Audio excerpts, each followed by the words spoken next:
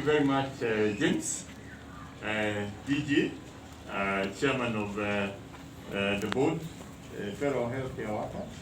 I am really privileged to stand here in front of you, and I was very happy when I called my classmate, Josie, 2 days ago, and I told her, we want to come and present PPEs, can you make that happen? And she told me it will happen. And that is the spirit, because I know her from medical school, working together. I knew that she could pull it off.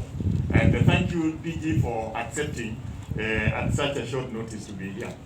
Let me start by applauding the work that you're doing as Nairobi Metropolitan Services, especially in the field of healthcare. You've given us an overview of your intention to build 24 health facilities in the next 100 days for the informal sector. And we all know that health is at the center of quality life for any human being. If you have access to good health and you are healthy, you will go out there and fend for yourself. You don't need to be given. So once you ensure that our brothers and sisters who are living in these, especially informal centers, they have access to good health, you will have started them on a journey to self-fulfillment and dignity, because nobody feels dignified if you are begging for services. And you have set the bar that provision of services is a right to every Kenyan. And thank you very much. Next, I would like to applaud the chairman of the board. As a teacher, I feel very proud when I hear somebody say that the doctors and the healthcare workers in this facility are doing a fantastic job. Thank you very much for publicly affirming them, because a lot of times they are being bashed. But you have told them what you're doing is appreciated. And that means, my fellow healthcare workers in this facility, you have been challenged to lift that bar much higher. Coming to the provision of PPEs, I think a lot of background has been given by James and by Phyllis and by Elizabeth. I stand here to affirm what Elizabeth said and what James and Phyllis have said, that we have worked hand in hand with manufacturers in this country. And if the healthcare workers in this country find anything that needs improvement, that is not the way they would like it, they should blame me and my committee. I take total responsibility. I just discovered the other day that since April, this technical working committee has met 16 times and gone to many factories, some of them 5 times, from the day we gave them the first sample. And I want to appreciate the members of this committee for that commitment. And I can assure you, this committee works pro bono. They don't even get tea. They work free, and they work even on Sundays, Saturdays to visit factories. I want therefore to acknowledge James has introduced Dr. Elizabeth, who represents KMA. Dr. Joan Korir, who is here, represents Equity Group Foundation. The Kenya Medical Practitioners and Dentists Board is represented by Dr. Mwachonda, and who is the Secretary General. And today, Dr. Mwachonda is represented by one of the council members, Dr. Kegondu, who is also the Secretary General of KMA. Our other members are Mr. Alfred Obengo, who is the chair of the National Nurses Association.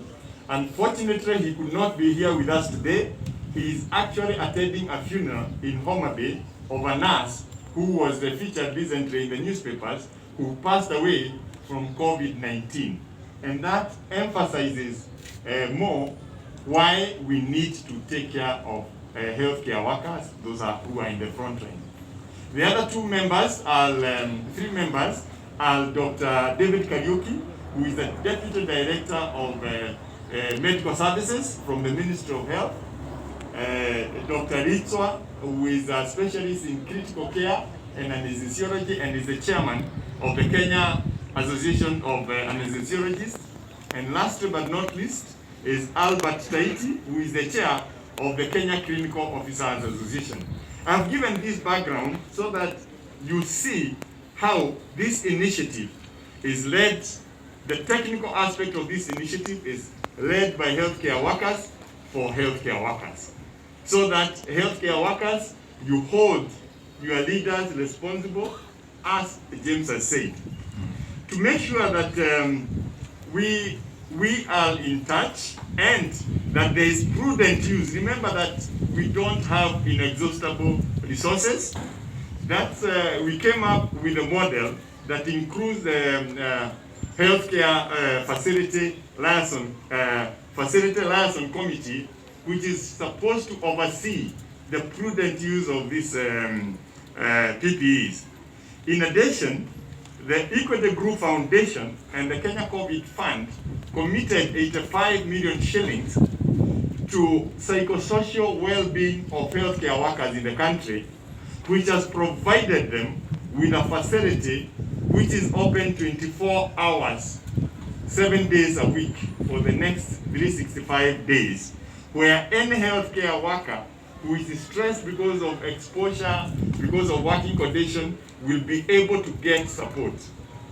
In addition, that money is also being used for continuous training in case management, in terms of the best use of PPEs, how they will, where do you use PPEs? We have about 3 levels, level 1, 2, and 3.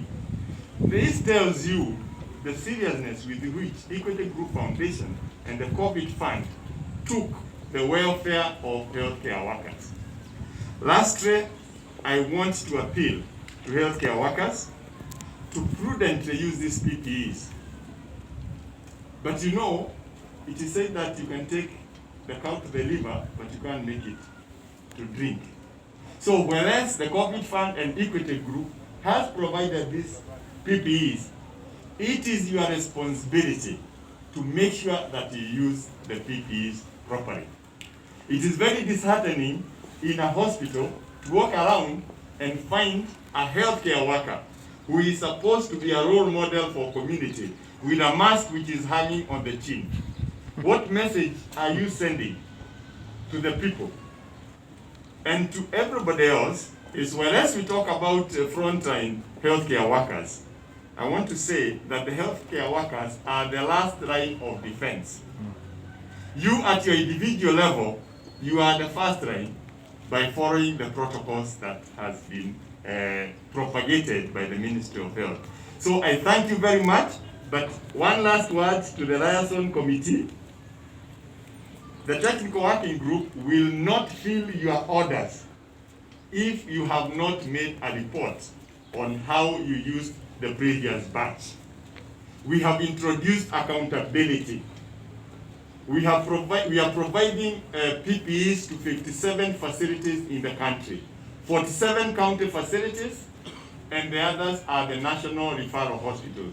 And each of that facility, none of them will get a refilling of their order if they have not reported how, and we have a reporting format of how you use the previous batch. So thank you very much, and we are very grateful for the warm welcome from Mama Lucy Hospital.